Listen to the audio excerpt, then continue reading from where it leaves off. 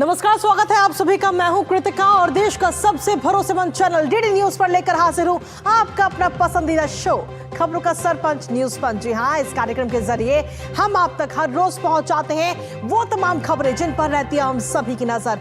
और इसी के साथ न्यूज पंच में सिर्फ खबर नहीं होती बल्कि होती है खबरों की पूरी पड़ताल और तथ्यों और आंकड़ों के जरिए आपको समझाते हैं हर एक बिंदु। साथ ही ग्राउंड जीरो पर मौजूद अपनी टीम से जानते हैं एक अपडेट होगी हर खबर पर हमारी पैनी नजर। और आज न्यूज पंच के जरिए जिन प्रमुख खबरों पर रहेगी हमारी नजर, सबसे पहले कर लेते हैं उन 3 प्रमुख खबरों का रुख। तो 3 प्रमुख खबरों में सबसे पहली खबर है दिल्ली इलेक्शन से जुड़ी। जी हां, दिल्ली चुनावों में वादों की होड़ इस वक्त मची हुई है और आज आम आदमी पार्टी अपना घोषणा पत्र जारी करेगी और नजर इस पर लगातार बनी रहेगी कि आम आदमी पार्टी क्या कुछ जनता से वादे करती है। हालांकि इससे पहले बीजेपी और कांग्रेस के भी घोषणा पत्र देख चुके हैं। वहीं दूसरी प्रमुख खबर है उत्तर प्रदेश से जुड़ी। जी हां, पहले कलेश और अब डुबकी लगाते हैं अखिलेश। महाकुंभ में डुबकी लगाने को लेकर अब कहीं ना कहीं सियासत जो है वो गरमाई हुई है। किस तरह से ये सियासत गरमाई है बताएंगे विस्तार से आपको। लेकिन इसके साथ ही जो तीसरी प्रमुख खबर है वो है अंतर्राष्ट्रीय जगत से जुड़ी, जहां अमेरिका और कोलंबिया में कहीं ना कहीं बात अब बन चुकी है। आखिर ये बात क्यों विवाद हुआ था और विवाद होने के बाद कैसे ये बात बनी, पूरी खबर बताएंगे आपको विस्तार से आज न्यूज पंच में। और इसी के साथ चलिए कर लेते हैं शुरुआत। सबसे पहले बात दिल्ली की, जहां दिल्ली में मतदान का काउंटडाउन तो अब शुरू हो चुका है और ऐसे में राजनीतिक दल जोरों शोरों से चुनाव प्रचार में जुटे हुए हैं। इस बार विधानसभा चुनावों के दौर में विकास, बिजली, पानी, सड़क जैसे जरूरी मुद्दे कम और मंदिर, पुजारी, यमुना मैया, चारधाम यात्रा जैसे मुद्दे ज्यादा नजर आ रहे हैं। आम आदमी पार्टी अपनी चुनावी नैया को पार करने के लिए हिंदुत्व का सहारा लेती नजर आ रही है। कभी मंदिर जाना तो कभी हनुमान चालीसा का पाठ करना तो कभी पुजारियों और ग्रंथियों को 18,000 रुपए महीने देने का वादा। तो वहीं दूसरी तरफ भारतीय जनता पार्टी की तरफ से उत्तर प्रदेश के मुख्यमंत्री योगी आदित्यनाथ जय श्री राम की गूंज के साथ चुनावी प्रचार कर रहे हैं। आज आम आदमी पार्टी के संयोजक अरविंद केजरीवाल अपनी पार्टी का घोषणा पत्र भी जारी करेंगे। हालांकि इससे पहले वो दिल्ली की जनता से कई सारे वादे भी कर चुके हैं और ऐसे में हर किसी की नजर इस घोषणा पत्र पर होगी कि आखिर इसमें इस बार क्या नया होगा। दिल्ली में 5 फरवरी को मतदान होना है और शाम तक उम्मीदवारों की किस्मत हो जाएगी ईवीएम में कैद। और इसके बाद में 8 फरवरी को आएंगे नतीजे, जिसके बाद ये साफ हो जाएगा कि किसने जीता है दिल्ली वालों का दिल, किसकी मेहनत कितना रंग लाई। आज बात करेंगे राजनीतिक दलों द्वारा किए गए तमाम चुनावी वादों पर, लेकिन उससे पहले आपको दिखाते हैं कि आज दिल्ली में कौन कौन कहां-कहां चुनाव प्रचार करेगा। तो सबसे पहले आपको दिखाते हैं ग्राफिक्स के जरिए, जहां आपको बता दें कि दिल्ली के अंदर धुआंधार प्रचार का जो दौर है वो इस वक्त लगातार जारी है। जहां सबसे पहले बात करें अगर कांग्रेस की, तो कांग्रेस की तरफ से संदीप दीक्षित जो कि चुनावी मैदान में भी है और चुनावी मैदान के साथ साथ वो डोर टू डोर अभियान भी कर रहे हैं, लगातार चुनाव प्रचार में जुटे हुए हैं। वहीं भारतीय जनता पार्टी की अगर हम बात करें तो चुनावी रण में कई सारे दिग्गज है और कई सारी जनसभाएं आज होनी है। भारतीय जनता पार्टी की अगर हम बात करें तो भजनलाल शर्मा कहीं ना कहीं हमें नजर आएंगे। इसके साथ ही हरदीप सिंह पुरी चुनावी मैदान में प्रचार करते हुए नजर आएंगे। तो ये तो बात रही भारतीय जनता पार्टी की। वहीं आम आदमी पार्टी की तरफ से अरविंद केजरीवाल जनसभाएं भी करेंगे और साथ ही घोषणा पत्र भी आज जारी करेंगे। तो कुल मिलाकर अगर हम देखें तो आम आदमी पार्टी का घोषणा पत्र आज जारी होना है। और इससे पहले अभी तक के पिटारे में क्या कुछ रहा है वो आपको बता रहे हैं। महिलाओं को हर महीने 2100 रुपए देने की घोषणा आम आदमी पार्टी की तरफ से की जा चुकी है। फ्री शिक्षा जारी रखने का वादा आम आदमी पार्टी की तरफ से किया जा चुका है कि दिल्ली वालों को जो फ्री शिक्षा दी जा रही है बच्चों को वो जारी रहेगी। इसके साथ ही स्टूडेंट्स यानी कि छात्र छात्राओं के लिए बस की फ्री यात्रा की भी घोषणा आम आदमी पार्टी कर चुकी है। फ्री इलाज की जो सुविधा है इस वक्त आम आदमी पार्टी दे रही है वो जारी रहेगी। ये वादा इस वक्त किया गया है दिल्ली वालों से। लेकिन इसके साथ ही अगर हम देखें तो बुजुर्गों को फ्री तीर्थ यात्रा की भी बात इस वक्त आम आदमी पार्टी करती हुई नजर आ रही है कि अगर वो सत्ता में आती है तो बुजुर्गों को फ्री तीर्थ यात्रा कराई जाएगी। महिलाओं को फ्री बस सेवा जो इस वक्त दे रखी है वो भी जारी रहेगी। तो इसके साथ में कई सारे जो वादे हैं वो अभी तक किए जा चुके हैं। बिजली को लेकर 200 यूनिट फ्री तक की बिजली मुफ्त देने की बात कही गई है जो अभी भी दी जा रही है इस वक्त आम आदमी पार्टी की तरफ से। साथ ही 200 यूनिट से अधिक बिजली पर 50% सब्सिडी की भी बात आम आदमी पार्टी की तरफ से इस वक्त इस बार के विधानसभा चुनावों के दौरान की गई है। अगले 5 साल में जो सीवर की समस्या है दिल्ली के अंदर जो बार बार निकलकर उभर कर सामने आती है उसमें भी सीवर को सही कराया जाएगा। 20,000 लीटर मुफ्त पानी की भी बात कही गई है। और ऐसे में अब आज की अगर हम बात करें तो आज होना है घोषणा पत्र जारी।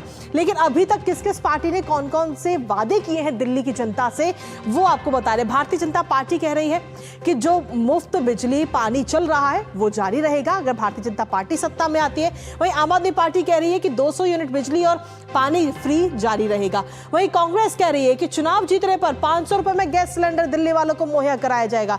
तो ये वो तमाम वादे हैं जो अभी तक दिल्ली की जनता से राजनीतिक दलों ने करे हैं। इसके साथ ही गरीब महिलाओं को गैस सिलेंडर 500 रुपए पर की सब्सिडी के साथ दिया जाएगा। बुजुर्गों को फ्री तीर्थ यात्रा की बात आम आदमी पार्टी कर रही है। कांग्रेस कह रही है कि मुफ्त राशन किट, 300 यूनिट मुफ्त बिजली दी जाएगी। तो सोचिए वादों को लेकर किस तरीके से कंपटीशन इस वक्त दिल्ली के अंदर नजर आ रहा है। इसके साथ ही अगर हम देखें तो भारतीय जनता पार्टी के निशाने पर एक बार फिर से आम आदमी पार्टी के संयोजक अरविंद केजरीवाल आ गए हैं और उन्होंने तंज कसा है। सीधे तौर पर हम देखें तो भारतीय जनता पार्टी एक बार फिर तंज कसा है इस शीश महल को लेकर के। केजरीवाल के शीश महल का जो पूरा नजारा है वो दिखाया है। प्रवेश वर्मा की तरफ से शीश महल का जो ये पूरा वीडियो है वो ट्वीट किया गया है, वो पोस्ट किया गया है सोशल मीडिया पर, और जिसमें कहा गया कि भ्रष्टाचार करके जनता के पैसों से ये शीश महल बनाया गया है। और इसकी जो वीडियो है, जो वीडियो पोस्ट किया गया है सोशल मीडिया पर, वो भी हम आपको दिखा रहे हैं। प्रवेश वर्मा की तरफ से कहा गया है कोरोना में अपने शीश महल बनवाया। तो केजरीवाल के शीश महल को लेकर एक बार फिर से निशाना साधा है अरविंद केजरीवाल पर। और ऐसे में कुल मिलाकर हम देखें तो ये वादों का दौर भी जारी है और साथ ही आरोप प्रत्यारोप तमाम देखने को मिल रहे हैं। हर रोज नया नया मुद्दा हो रहा है और इसी पर ताजा अपडेट ले लेते हैं। हमारे साथ में हमारे सहयोगी धीरज इस वक्त जुड़ रहे हैं, सीधा उन्हीं का रुख करेंगे। धीरज, आम आदमी पार्टी हो, कांग्रेस हो या फिर भारतीय जनता पार्टी, तमाम वादे किए जा रहे हैं, तमाम दावे किए जा रहे हैं और कंपटीशन इस वक्त लगा हुआ है। कोई कह रहा है 2100 रुपए देंगे तो कोई कह रहा है 2500 रुपए देंगे, कोई कहता है 500 रुपए में सिलेंडर देंगे तो कोई कहता है कि हम 300 यूनिट मुफ्त बिजली देंगे। आखिर दिल्ली की जनता कैसे और किस पर विश्वास करे?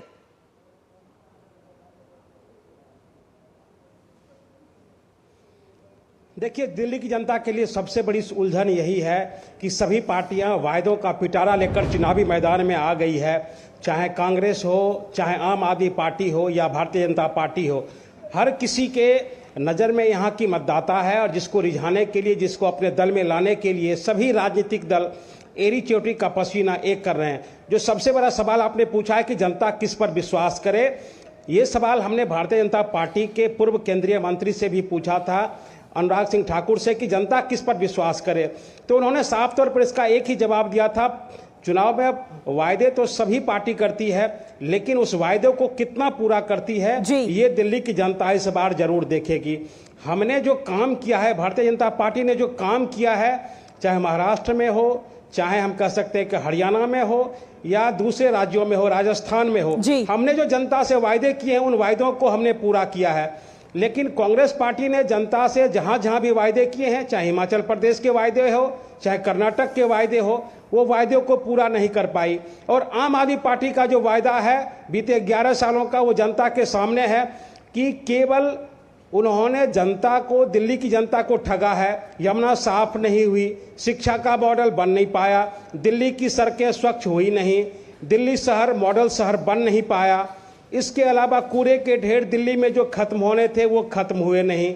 यमुना में प्रदूषण जस की तस है। दिल्ली की जनता सांस लेने के लिए व्याकुल है कि किस तरीके से सांस लिया जाए। दिल्ली के जो सांस है, दिल्ली की जो हवा में प्रदूषण घुला हुआ है। इसके अलावा इन्होंने जो जे क्लस्टर के लिए वायदे किए थे उन वायदों का क्या हुआ। तो एक तरीके से पार्टियां, सभी पार्टियां चुनाव के वक्त वायदे करती है लेकिन जनता किसके वायदे पे विश्वास करे? जनता उन्हीं पार्टियों के वायदे पे विश्वास करेगी जिसने दूसरे राज्यों में उनके वायदों को पूरा करने का एक तरीके से अपना संकल्प दोहराया है या अपने संकल्प को पूरा किया है।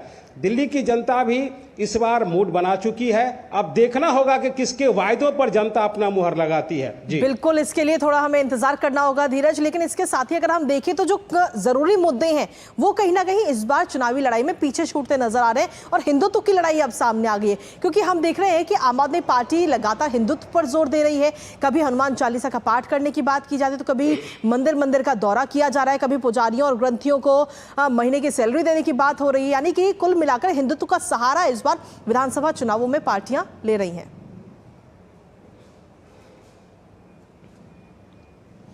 देखिए, हिंदुत्व का सहारा बाकी पार्टियों के लिए उनकी मजबूरी है कि चुनाव के वक्त आकर वो हिंदुत्व की बात करते हैं, पुजारियों को रिझाने की कोशिश करते हैं, ग्रंथियों को 18,000 रुपया देने की कोशिश करते हैं। ये चुनावी चेहरा है और चुनाव के समय में उन्हें लगता है कि कहीं हमें हिंदुत्व के वोटर का नुकसान न हो जाए, क्योंकि जिस तरीके से भारतीय जनता पार्टी ने जो स्टार प्रचारक की लिस्ट में योगी आदित्यनाथ को दिल्ली के मैदान में उतारा और जिस प्रकार से योगी आदित्यनाथ ने हिंदुत्व के मुद्दे को लेकर एक तरीके से हम कह सकते हैं कि आम आदमी पार्टी को घेरा और जिस तरीके से विकास के मुद्दे पर उन्होंने घेरा और जिस तरीके से जो कह सकते हैं कि यमुना के सफाई के मुद्दे पर घेरा और कहा कि आपने कहा था कि आस्था की डुबकी हम लगाएंगे यमुना में और हम प्रयागराज में देखिए कि 10 करोड़ से अधिक लोग यमुना के गंगा की में डुबकी लगा चुके हैं। तो जिस तरीके से योगी आदित्यनाथ ने अरविंद केजरीवाल को हिंदुत्व की पटरी पर लाने की कोशिश की, उसके बाद सभी राजनीतिक दल को लग रहा है कि कहीं हिंदुत्व के मसले पर, हिंदुत्व के मुद्दे पर हमें नुकसान ना हो जाए,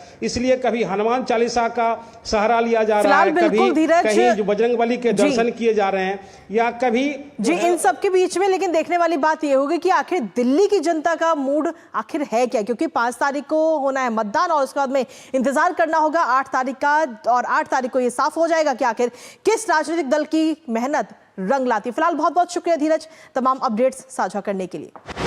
और इसी के साथ चलिए अगली खबर का रुख कर लेते हैं और अगली खबर है उत्तर प्रदेश से जुड़ी। जी हां, उत्तर प्रदेश के प्रयागराज में यानी कि प्रयाग नगरी में 13 जनवरी से महाकुंभ की शुरुआत हो चुकी है। अब तक 13 करोड़ से ज्यादा श्रद्धालु आस्था की डुबकी संगम में लगा चुके हैं। सनातन धर्म को मानने वाले करोड़ों लोगों की आस्था का केंद्र महाकुंभ अब राजनीति का अखाड़ा बनता हुआ भी दिखाई दे रहा है। दरअसल ऐसा हम इसलिए कह रहे हैं क्योंकि महाकुंभ में समाजवादी पार्टी के नेताओं की अब एंट्री हो चुकी है। सपा प्रमुख अखिलेश यादव ने बीते कल संगम में डुबकी लगाई और इसके साथ ही राजनीति भी गर्मा गई। अखिलेश यादव के बयानों के बाद अब तमाम प्रतिक्रियाएं भी सामने आ रही हैं। नेताओं का क्या कुछ कहना है वो आपको सुनाएंगे, लेकिन उससे पहले बात करते हैं आज की। दरअसल रोज लाखों श्रद्धालु संगम नगरी में आकर पवित्र डुबकी लगा रहे हैं और इसी कड़ी में नेता भी पीछे नहीं है। खुद प्रधानमंत्री नरेंद्र मोदी भी महाकुंभ में आएंगे और आज गृह मंत्री अमित शाह महाकुंभ पहुंचेंगे और आस्था की डुबकी लगाएंगे और फिर कई संतों से मुलाकात भी करेंगे। चलिए सबसे पहले ग्राफिक्स के जरिए आपको दिखाते हैं गृह मंत्री अमित शाह का आज का क्या कुछ है पूरा कार्यक्रम। तो महाकुंभ में आज अमित शाह और योगी आदित्यनाथ नजर आएंगे, जहां संगम में डुबकी भी लगाएंगे और इसके साथ ही हनुमान मंदिर पहुंचेंगे और वहां पर पूजा अर्चना करते हुए, आराधना करते हुए नजर आएंगे अमित शाह और उत्तर प्रदेश के मुख्यमंत्री योगी आदित्यनाथ। इसके साथ ही अक्षय वट के दर्शन भी अमित शाह आज करेंगे। तो आज का क्या कुछ कार्यक्रम है गृह मंत्री अमित शाह का वो आपको बता रहे हैं। इसके साथ ही कई संतों के साथ दोपहर भोजन करेंगे और महामंथन करते हुए संतों के साथ नजर आएंगे। महाकुंभ में किस तरीके की तैयारियां रही और वहां पहुंच करके उनको कैसी व्यवस्थाएं लगी हैं, इन तमाम चीजों को लेकर जानकारी उनसे लेंगे। तो सीएम योगी आदित्यनाथ भी मौजूद रहेंगे। लेकिन इसी के साथ अगर हम देखें तो अखिलेश यादव ने जब संगम में डुबकी लगाई तो इसको लेकर भारतीय जनता पार्टी के निशाने पर अखिलेश यादव है। क्या कुछ कहना है भारतीय जनता पार्टी का और किस तरीके से कसा जा रहा है तंज अखिलेश यादव पर, आइए आपको सुनाते हैं। कह देना बहुत देखिए आसान बात होती है, जो व्यक्ति इस चीज़ को नहीं जान रहे हैं कि ये ईश्वर करा रहा है। It is not humanly possible कि आप इतने लोगों को 60 लाख की भीड़ 60,000 कंट्रोल करें, क्योंकि मैं समझती हूँ सनातन धर्म की ऐसी फिलॉसफी रही है कि वहाँ पे बुजुर्ग हो, चाहे महिला हो, चाहे जो है बच्चे हों, सब सुरक्षित है। भगवान सबको सद्बुद्धि दे, त्रिवेणी में सब महाकुंभ में स्नान करें और सब सद्विचारों के साथ यहाँ से निकले, ये मेरी प्रार्थना है माँ गंगा, यमुना और सरस्वती से। आदरणीय अखिलेश जी ने स्नान किया, ये एक अच्छा काम है। वो सनातनी हैं और परंपरा को मानते हैं, अच्छी बात है। लेकिन उन्होंने भी एक्स पर लिखा था कुछ दिन पहले कि जो ट्विटर पे कि त्रिवेणी को करे प्रणाम और रखे नहान का मान। यही प्रार्थना है प्रभु से कि संगम तट पर जाएं और उसके अंदर सौहार्द और करुणा उपजाएं। झूठ ना बोलो, गंगा के तट ना करो घोषणा बिन बजट। और मुझको लगता है कि जो ट्वीट किया था उसको शायद हो सकता है भूल गए हों। तो किस तरीके से भारतीय जनता पार्टी तंज कस रही है वो हमने आपको बताया, लेकिन इसके साथ ही केशव प्रसाद मौर्य जो कि उत्तर प्रदेश के उप मुख्यमंत्री हैं, उनकी तरफ से क्या कुछ कहा गया है वो भी आपको बता दें। साथ ही ओम प्रकाश राजभर किस तरीके से निशाना साध रहे हैं और राकेश त्रिपाठी क्या कह रहे हैं। केशव प्रसाद मौर्य का कहना है कि अखिलेश यादव देर आए दुरुस्त है, यानी कि संगम में जो नगरी लगाई है वो अच्छी बात है, देर से ही सही पर लगाई तो सही। वहीं ओम प्रकाश राजभर कह रहे हैं कि निंदा के बाद महाकुंभ में अखिलेश यादव है, क्योंकि इससे पहले महाकुंभ की वो तैयारियों को लेकर तमाम सवाल खड़े कर चुके हैं अखिलेश यादव और अब उसी महाकुंभ में आकर के डुबकी लगा रहे हैं। लेकिन वहीं तीसरी तरफ हम देखें तो राकेश त्रिपाठी का कहना है कि कुंभ को लेकर अब झूठ बोलना बंद करेंगे अखिलेश। तो महाकुंभ को लेकर अब जो सियासत है वो इस वक्त गर्मा गई है। सीधे तौर पर हम देखें तो राजनीति बहुत ज्यादा हो रही है इस महाकुंभ को लेकर के, तैयारियों को लेकर तमाम बातें कही जा रही हैं। अखिलेश यादव कह रहे हैं कि हमने जब कुंभ किया था तो इतनी सारी तैयारियां थी, लेकिन अब कुछ भी नहीं, तो तमाम सवाल खड़े हो रहे हैं। इसी पर ताजा अपडेट ले लेते हैं। इस वक्त हमारे साथ में हमारे सहयोगी अश्विनी इस वक्त जुड़ रहे हैं, सीधा उन्हीं का रुख करेंगे। अश्विनी, प्रयागराज में महाकुंभ का आयोजन जोरों शोरों से हो रहा है, लाखों श्रद्धालु हर रोज पहुंच रहे हैं, लेकिन जब अखिलेश यादव वहां पहुंचते हैं तो कहीं ना कहीं सियासत अब शुरू हो चुकी है। इस पूरे मामले को लेकर तमाम तरह की बातें कही जा रही हैं।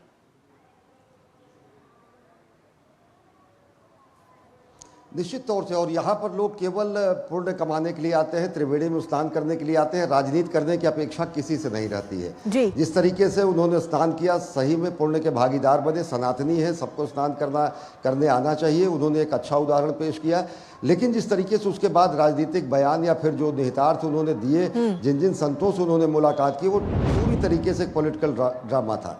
मुलायम सिंह यादव की प्रतिमा पर माल्यार्पण करके, स्नान करके, और उसके बाद जिससे मिलते हैं वो अभिमुक्तेश्वरानंद हैं, जो कि अपने को स्वयंभू शंकराचार्य बताते हैं, बद्रिकाश्रम के शंकराचार्य हैं। बद्रिकाश्रम का जो पीठ है, ज्योतिष मठ जिसको कहा जाता है, वहाँ के वास्तविक शंकराचार्य कौन है, इसका मुकदमा अभी भी सुप्रीम कोर्ट में स्वरूपानंद सरस्वती, जगतगुरु शंकराचार्य और साथ ही साथ जगतगुरु शंकराचार्य वासुदेवानंद सरस्वती के मामला अभी लंबित है। अभिमुक्तेश्वरानंद इस पूरे के पूरे मामले में कहीं ना कहीं आते हैं और स्वयंभू शंकराचार्य बनते हैं। शंकराचार्य बन के वो ज्योतिष पीठ को कब्जा करने की कोशिश करते हैं। ज्योतिष पीठ का कब्जा कर नहीं पाए, अब जो भी स्थितियां बनी, अपने को स्वयंभू शंकराचार्य बनाकर वो यहाँ पर बड़े लाव लश्कर से राजनीति भी कर रहे हैं। उनके बयान अगर आप देखें तो पूरी तरीके से राजनीतिक होते हैं, उनके बयान पूरी तरीके से विवादित होते हैं। और अब जबकि ज्योतिर्मठ का अंतिम फैसला सुप्रीम कोर्ट द्वारा नहीं आया है, तो ऐसे स्वयंभू स्वघोषित शंकराचार्य के पास जाकर अखिलेश यादव शरणागत होते हैं, पैर में बैठे हुए फोटो खिंचाते हैं, चटाई पे बैठे हुए, दरी पे बैठे हुए दिखाते हैं। तो आप मान सकते हैं कि किस तरीके से संतों में भी विभाजन करने की मानसिकता इन राजनेताओं में है। वास्तविक रूप से अगर देखें तो जगतगुरु वासुदेवानंद सरस्वती, जो कि खुद यहाँ पर मौजूद हैं, ज्योतिर्मठ के शंकराचार्य हैं, और उनके गुरु भाई जो थे स्वरूपानंद सरस्वती, उनके मुकदमे चलते रहे और ये पीठ अभी पूरी तरीके से निर्विवाद नहीं हुई। सुप्रीम कोर्ट से अंतिम फैसला नहीं आया है। अभिमुक्तेश्वरानंद पूरी तरीके से, अगर संत समाज की बात करें तो तीनों अन्य शंकराचार्य किसी तरीके से उनको मान्यता नहीं देते हैं। तीनों अन्य शंकराचार्य किसी तरीके से, दो अन्य पुरी के शंकराचार्य और श्रृंगेरी के शंकराचार्यों से कोई संवाद नहीं है। और शंकराचार्य घोषित हो जाना, स्वयंभू बन जाना कहीं से इस तरीके से नहीं होता है कि आप खुद ही घोषणा कर देंगे। बहुत सारे जगतगुरु, बहुत सारे कुंभ जो है वो एक आस्था का केंद्र है, करोड़ों सनातनियों की आस्था का केंद्र है महाकुंभ। और इस महाकुंभ को लेकर अब सियासत जिस तरीके से हो रही है, जो राजनीति की जा रही है, वो कहीं ना कहीं तमाम सवाल अपने आप में खड़े करती है। फिलहाल बहुत बहुत शुक्रिया अश्विनी, तमाम जानकारी और अपडेट्स साझा करने के लिए। और खबरों का सिलसिला डीडी न्यूज पर यूं ही लगातार जारी है। न्यूज पंच में भी खबरों का सिलसिला लगातार जारी है, लेकिन वक्त एक छोटे से ब्रेक का है, क्योंकि ब्रेक के उस पर आपको दिखाएंगे अंतर्राष्ट्रीय जगत से जुड़ी एक महत्वपूर्ण खबर। रुकते एक छोटे से ब्रेक के लिए।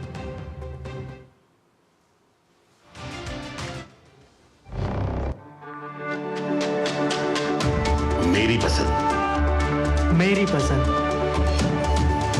मेरी पसंद, मेरी पसंद, हमारी पसंद, हम सबकी पसंद। मजबूत देश का मजबूत सरिया हो गया स्टील।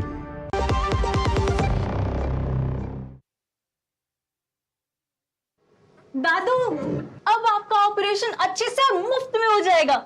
दिल्ली में रुका हुआ आयुष्मान फिर से लागू होने वाला है। कौन करेगा? तू? मोदी जी। दिल्ली में उनकी सरकार बनते ही हो जाएगा। सिर्फ 5 लाख नहीं, पूरे 10 लाख का। मोदी सरकार ने बोला है तो पक्का होगा। वो झूठे वादे नहीं करते। विकसित दिल्ली मोदी की गारंटी। 5 फरवरी को कमल का बटन दबाएं, भाजपा को जिताएं। और ब्रेक के बाद एक बार फिर से स्वागत है आप सभी का। न्यूज पंच में अब बात करेंगे अंतर्राष्ट्रीय जगत से जुड़ी खबर की। जी हां, अमेरिका के राष्ट्रपति का पद संभालने के बाद से ही डोनाल्ड ट्रंप ने एक के बाद एक कई कड़े फैसले लेकर कई देशों की टेंशन बढ़ा दी और इसी बीच कोलंबिया और यूएस के बीच तनाव भी बढ़ गया। दरअसल अमेरिका ने प्रवासियों से भरे हुए 2 मिलिट्री प्लेन कोलंबिया को भेजे थे, जिन्हें उतरने की इजाजत कोलंबिया ने दी ही नहीं, जिसके बाद ट्रंप ने कोलंबिया पर भारी टैरिफ के साथ प्रतिबंध लगा दिया और प्रतिबंध लगते ही कोलंबिया ने ले लिया यू टर्न और प्रवासियों की वापसी पर ट्रंप की शर्तों पर अब सहमत भी हो चुका है, जिसके बाद डोनाल्ड ट्रंप ने कोलंबिया प्रतिबंधों को निलंबित करने की घोषणा कर दी है। व्हाइट हाउस का कहना है कि राष्ट्रपति डोनाल्ड ट्रंप द्वारा बड़े प्रतिबंधों की धमकी के बाद कोलंबिया पीछे हट गया और सैन्य उड़ानों में स्वदेश लौटे नागरिकों को स्वीकार करने पर भी अब सहमत हो गया है। तो वहीं कोलंबिया के राष्ट्रपति गुस्तावो पेट्रो ने अमेरिका से निर्वासित प्रवासियों के साथ गरिमा से व्यवहार करने की बात कही और कहा कि एक प्रवासी अपराधी नहीं है, हम नागरिक विमानों से अपने लोगों को स्वीकार करेंगे, लेकिन उनके साथ अपराधियों जैसा व्यवहार नहीं होने देंगे। इसी पर आज करेंगे चर्चा, लेकिन उससे पहले बड़ी खबर का रुख कर लेते हैं। जी हां, कोलंबिया के खिलाफ क्योंकि एक्शन देखने को मिला है ट्रंप की तरफ से और फिलहाल ताजा अपडेट यह है कि अमेरिका और कोलंबिया में जो आपसी तनाव इस वक्त इसी बीच बढ़ गया था, वो फिलहाल अब खत्म हो चुका है और सहमति बन गई। कोलंबिया ने प्रवासियों पर ट्रंप की शर्तों पर अपनी सहमति अब जताती है। हालांकि इससे पहले जब विमान पहुंचे थे प्रवासियों को लेकर के, तो उन्हें उतरने की भी इजाजत नहीं दी गई थी। फिलहाल व्हाइट हाउस की तरफ से बयान जारी किया गया और कहा गया कि प्रतिबंधों की धमकी देने के बाद में कोलंबिया अब पीछे हटा है, यानी कि यू टर्न अब ले लिया गया है। कोलंबिया वापस भेजे गए प्रवासियों को स्वीकार करने पर सहमत हो चुका है। अमेरिका का कहना है कि कोलंबिया पर लगाए जाने वाले प्रतिबंध भी स्थगित कर दिए गए हैं, क्योंकि जब प्रवासियों से भरे हुए जब प्लेन वहां पर पहुंचे थे और उनको उतरने नहीं दिया गया, तो उसके बाद में अमेरिका ने टैरिफ बढ़ा दिया और कई सारे प्रतिबंध लगा दिए थे, जिसके बाद में कोलंबिया की तरफ से यू टर्न लिया गया और अपने प्रवासियों को लेने पर भी सहमति हो चुकी है। और यानी कुल मिलाकर जो ट्रंप की शर्तें थे उन पर अब सहमति बन चुकी है। हालांकि इससे पहले अगर हम देखें तो दोनों देशों के बीच में हुई हलचल पर एक नजर भी ग्राफिक्स के जरिए हम डाल लेते हैं। तो जहां आपको बता दें कि अमेरिका और कोलंबिया के बीच में कहीं ना कहीं बीच में टेंशन बढ़ गई थी निर्वासित प्रवासी नागरिकों के मुद्दे पर, आपस में दोनों की छनी हुई थी और आमने सामने दोनों देश नजर आ रहे थे। कोलंबिया ने अमेरिका का जो फरमान है वो नहीं माना था, क्योंकि प्रवासियों को लेकर के ट्रंप पहले ही कह चुके हैं कि अमेरिका से एक एक प्रवासी को बाहर का रास्ता दिखाया जाएगा और इसी कड़ी में कहीं ना कहीं उन्होंने जो कोलंबिया के प्रवासी थे उनको वहां भेजा था, जिसके बाद में जब वहां 2 फ्लाइट पहुंचती तो उनको उतरने की इजाजत नहीं दी गई। कोलंबिया के राष्ट्रपति के फैसले से डोनाल्ड ट्रंप बौखला गए जब विमानों को उतरने की इजाजत नहीं दी गई और उसके बाद में ट्रंप ने अमेरिका की राष्ट्रीय सुरक्षा को खतरे में डाला। कई सारी बातें इस बीच समझ में आई, लेकिन फिलहाल अब ताजा अपडेट यही है कि दोनों देशों में सहमति अब बन चुकी है प्रवासियों को लेकर। ताजा अपडेट ले लेते हैं, हमारे साथ में हमारे सहयोगी अनिल थॉमस इस वक्त जुड़ रहे हैं, सीधा उन्हीं का रुख करेंगे। अनिल, लगातार हम देखें तो कोलंबिया और अमेरिका के बीच में आमने सामने दोनों नजर आ रहे थे, काफी तनाव दोनों के बीच में था, लेकिन अब सहमति बन चुकी है। अब प्रवासी जो है कोलंबिया के, वो वापस कोलंबिया पहुंचेंगे। बिल्कुल सुप्रभात। ये उम्मीद के अनुकूल था। पहले जिस तरह से ट्रंप ने जिस तरह से ये रुख अपनाया कोलंबिया के खिलाफ, क्योंकि दक्षिणी अमेरिका में मेरे हिसाब से सबसे अगर कोई नज़दीकी देश है, अगर हम उसे ट्रेड के हिसाब से देखें या फिर बायलैटरल रिलेशंस के हिसाब से देखें, तो सबसे अगर कोई नज़दीक देश है वो कोलंबिया है।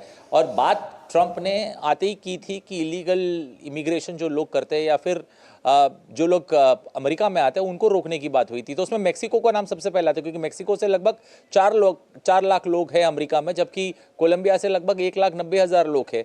तो ऐसे में ये कड़ा रुख एक साफ दर्शाता है कि ट्रंप जो बोल रहे हैं उसको करना चाहता है। यही नहीं, ट्रंप ने ये जिस तरह से यहाँ आर्म्स फ्लेक्स किया है, इससे और कोलंबिया का बैकडाउन एक तरह से जीत है ट्रंप के लिए। और मैं कहूँगा आने वाले समय में मेक्सिको, चाइना जैसे देश और जहाँ से इलीगल इमिग्रेशन ज़्यादा अमेरिका में हुआ है, उन सारे देशों के लिए चिंता का विषय, क्योंकि जिस तरह से कोलंबिया ने पहले टैरिफ पर टैरिफ की बात की, लेकिन उसके बाद जिस तरह से बकल डाउन हुआ है, दर्शाता है कि ट्रंप एडमिनिस्ट्रेशन से पंगा लेना इतना आसान नहीं है कोलंबिया के लिए। और मैं कहूंगा आने वाले समय में सभी देशों के लिए एक बड़ा मुश्किल होगा किस तरह से वो अमेरिका को हैंडल करे या फिर उससे ज्यादा ट्रंप एडमिनिस्ट्रेशन को हैंडल करे। चलिए, फिलहाल बहुत बहुत शुक्रिया अनिल, तमाम जानकारी और अपडेट्स हमारे साथ साझा करने के लिए। तो कुल मिलाकर फिलहाल जो तनाव दोनों देशों के बीच में देखने को मिल रहा था वो अब हो चुका है शांत और सहमति अब बन चुकी है। और इसी के साथ फिलहाल न्यूज़ पंच मुझे और हमारी पूरी टीम को दीजिए अनुमति, लेकिन इस वादे के साथ कि 2 बजे फिर होगी आपसे मुलाकात कुछ और महत्वपूर्ण खबरों के साथ। तब तक के लिए नमस्कार।